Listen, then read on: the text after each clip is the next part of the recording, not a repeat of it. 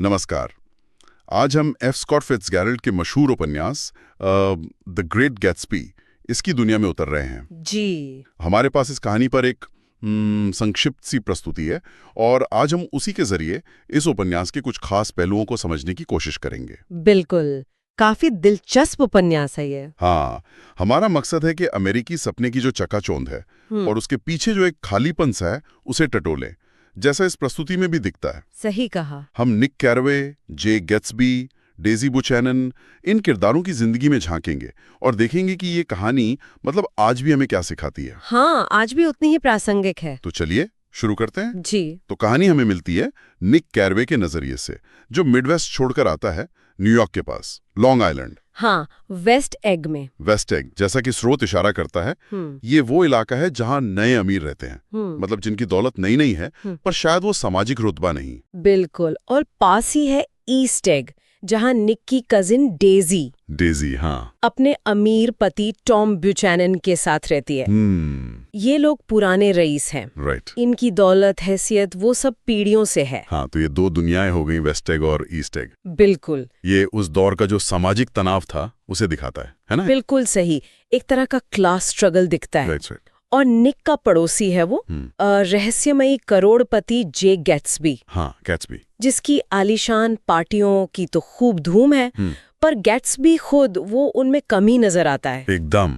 और उसकी नजरें हमेशा टिकी रहती हैं पानी के उस पार, डेजी के घर के पास, वो हरी बत्ती पर। हाँ, वो हरी बत्ती। स्रोत भी इसे गैट्सबी की उम्मीद का प्रतीक बताता है, एक ऐसी उम्मीद जो पहुंच से बाहर सी लगती है। गैट्सबी का असल मकसद तो डेजी को वापस पाना है। उसका अतीत जुड़ा है डेजी से, और निक की मदद से वो मिल भी लेते हैं। हाँ, निक मदद करता है और उनका पुराना प्यार वो फिर से जैसे जाग उठता है। लेकिन कहानी में पेंच आता है जब डेजी का पति टॉम, उसको शक हो जाता है। जी बिल्कुल। और यहाँ एक दिलचस्प मोड़ है।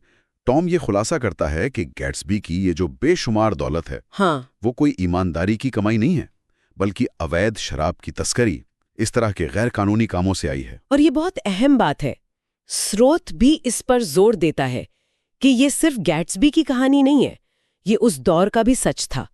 रोरिंग 20s कहते हैं ना जिसे। हाँ। ऊपर से तो खूब चमक दमक थी, लेकिन अंदर कहीं ना कहीं नैतिक पतन चल रहा था। गैट्सबी की दौलत वो एक तरह से उस अमेरिकी सपने का प्रतीक बन जाती है जो किसी भी कीमत पर हासिल किया गया हो। बिल्कुल। इसके बाद कहानी एक बहुत दुखद मोड़ लेती है। हाँ। न्यूयॉर्क शहर से लौटते हुए डेजी गाड़ी चला रही होती है, गुस्से में, तेज, और टॉम की प्रेमिका मर्टल विल्सन हाँ, उसे मार देती है। लेकिन गैट्सबी वो इल्जाम अपने ऊपर ले लेता है। ये शायद गैट्सबी का एक हताश प्रयास था, अपने सपने को, डेजी को बचाने का। शायद वो सोचता है कि इससे वो डेजी के करीब रहेगा। लेकिन नतीजा तो भयानक होता है। बहुत भयानक। मर्टल का पति जॉर्ज विल्सन ये मान लेता है कि ड्राइवर गैट्सबी ही था, और बदला लेने के लिए वो गैट्सबी को मार देता है। हाँ, और फिर खुद भी जान दे देता है। क्या अंत है! एक के बाद एक मौतें।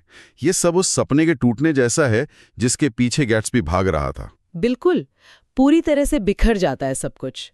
और अंत में निक कैरवे भी, वो इस सब धोखे, फरेब और ये जो नैतिक गिरावट देखता है, उससे तंग आकर न्यूयॉर्क छोड़ देता है।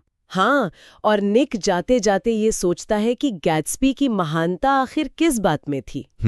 स्रोत के मुताबिक निक ये समझता है कि वो गैट्सबी की असाधारण उम्मीद थी, उसका वो अटूट विश्वास कि वो बीते हुए कल को फिर से जी सकता है, डेजी को पा सकता है।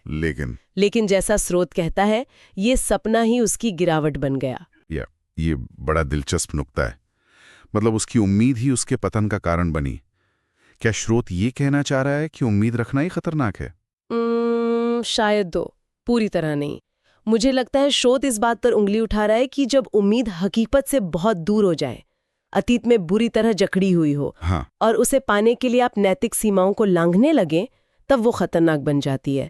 गैट्सबी का सपना सिर्फ डेजी को पाना नहीं था, वो एक तरह से समय को पीछे ले जाना चाहता था, जो मुमकिन ही नहीं। सही कहा। और कहानी के अंत में वो मशहूर पंक्ति है जिसका जिक्र स्रोत भी करता है। हाँ, वो आखिर वाली line, so we beat on boats against the current, borne back ceaselessly into the past. जी, यानी हम नावों की तरह लहरों के खिलाफ बढ़ते रहते हैं, जो हमें लगातार अतीत की ओर धकेलती रहती हैं। बिल्कुल।